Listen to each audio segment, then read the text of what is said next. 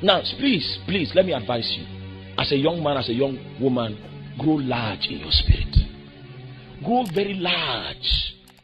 Demons are masters of masquerading. From my over 24 years of practical ministry experience, I was able to make a pattern out of the cases that I've been dealing with. These things I want to read out to us are indications that there is a spirit on assignment around your life to frustrate your life, to truncate your destiny, to blot out every strand or possibility around you, to take away beauty from you. The first indicator is what I call accident and mishap prone.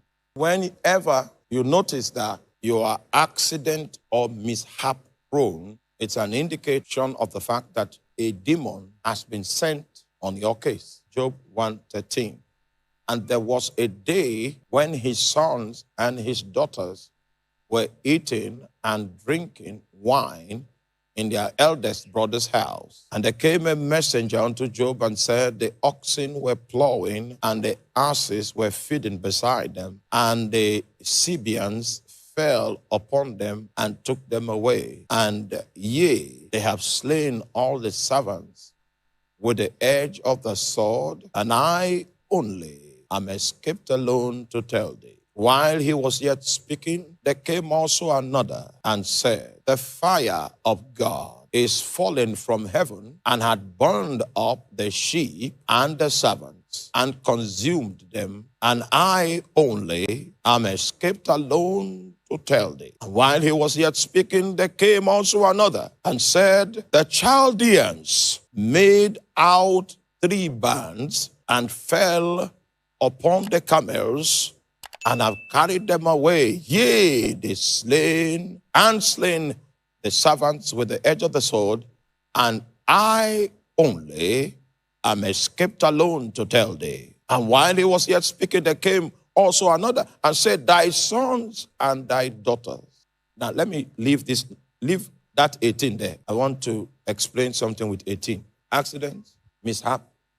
When you begin to see such patterns, it is highly suggestive of the fact that there is a demon, an intelligent personality that has been deployed to destabilize your life and to set up roadblocks against your possible achievement, attainment, fulfillment, or success. Especially when it is reoccurring, we have a strong case to say that there is a demonic person. Meanwhile, it will interest you to know that this account we just read is about Job. And those mishaps began to take place the moment the devil left the presence of God after negotiating with God to give him some allowance with Job, some latitude with Job, so that he could exploit Job and exploit his circumstance with the hope that Job will curse God to the face. So it was a competition that was taking place. God was bragging on Job, and Satan was given the liberty to test the loyalty of Job to God. And Satan was excited about it. The moment God gave him the permission, these items that we read about became the direct consequence of the devil's execution of the contract that he had with God. And the symptoms that we see are resultant effects of demonic activity. You know, I told you yesterday that even though demons are domiciled in the unseen realm, even though demons are persons without bodies, do not be confused. Demons are highly intelligent, and that's why when they speak into your thoughts, you don't even know that those thoughts are not yours. Demons are masters of masquerading. They can hide their personalities. They can hide behind the shadows. They can hide behind circumstances. They can hide behind situations. And you will blame everything, you will blame everyone except them. So in terms of being able to hide their personalities, they are masters of the game. He said, while he was yet speaking, there came also another and said, thy sons and thy daughters were eating and drinking wine in their eldest brother's house, and behold, there came a great wind from the wilderness. So whenever you see this pattern of this accident-prone pattern and mishap-prone pattern, it is suggestive of the fact that there is an intelligent entity that has been contracted to do damage around your life. And just in case you used to dwell in peace and in safety, it is suggestive. The situation is suggestive that you need to rise up and fight.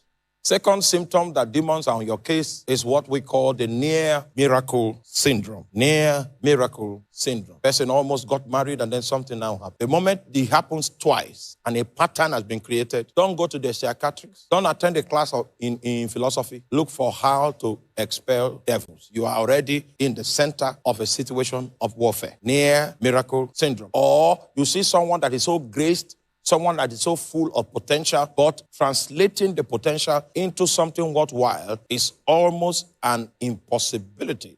You hit a brick wall anytime you begin to make motions for advancement. It is very highly probable that a demonic entity has been smuggled into the equation. We were in the university, and there was this guy that my friend went and brought. He was now with us, squatting with us in the room and all of that. Then we came one day and saw that he had drank, those days, I don't know whether they still sell it. There's something they used to call shaving powder those days. Shaving powder. The guy had drank shaving powder to die. So when we came, we slapped him on the back and he vomited what he drank. And he was angry with us that we did not allow him die. So when he calmed down, he began to tell us his story, that this was not the first university he has attended.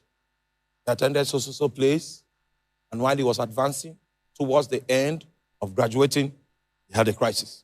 Went somewhere again, continued, was making some progress, about to finish first semester, second semester. Then they now brought him to Benue State University, and he joined us. And then the same symptoms that he used to know, the wind that normally comes, that incapacitates him, that makes him unable to finish anything he starts, has started mounting, has started gathering. So he couldn't take it anymore. He decided that before we come back from lecture that day, he would just kill himself because there was no reason for him to leave. We now began to interview him to know where the demons were coming from, and then it was not a secret to him. His father was a member of a secret cult, and his father wanted him to take his seat upon his death in the cult, because that's the way of the cult, to keep the cult alive. Someone that is in your family must take your place, must bear your title, must carry your staff, must wear your ring, and must wear your robe. So it was time for him to be initiated so that he can be next in line to mount the father's throne. Oh man, I don't have time to tell you about his father. Then the guy said he's not going to inherit what the father was offering. And the father brought 3 keys one day, 3 golden keys. It was by those 3 keys that he cursed that young man. So the guy is very intelligent. If he puts his hand to something, he can make so much creativity out of it. But you see, a wind begins to gather. And when that atmosphere begins to form, it doesn't matter the height he has attained, he will not be able to accomplish it. And he felt so incapacitated in the face of that challenge that when he saw it forming the 3rd time, he just felt, okay, the best thing to do was for him to take his life.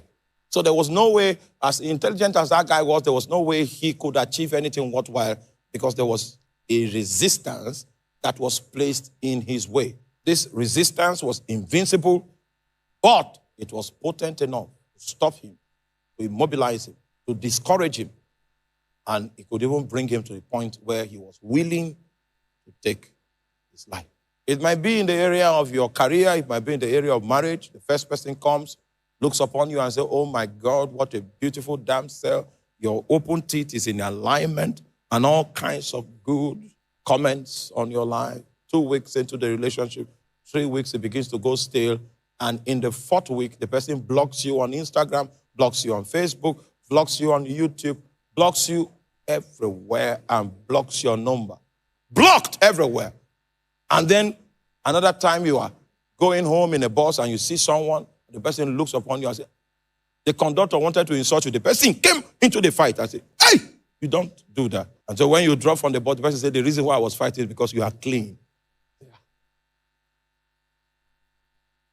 And when you begin to progress with it, you now notice there is this cloud that comes in and everything goes stale. If you have seen that for about 2 times, it means we have an entity in this equation that we need to deal with. And the purpose of these lectures is to bring you to a point where we can deal with it. And indeed, it shall be dealt with. Third indication that demons are involved is that there is a pattern. You see a pattern. There is a science behind it. There's a science, a pattern. You know, the moment there is a pattern, it means that there's an intelligent personality that is behind it. There's a science behind it, a consistent pattern. This is how it happened in this generation. This is how it happened in another generation. This is how it is beginning to happen in this generation. As long as there's a pattern behind it, it is suggestive of the fact that there is a spirit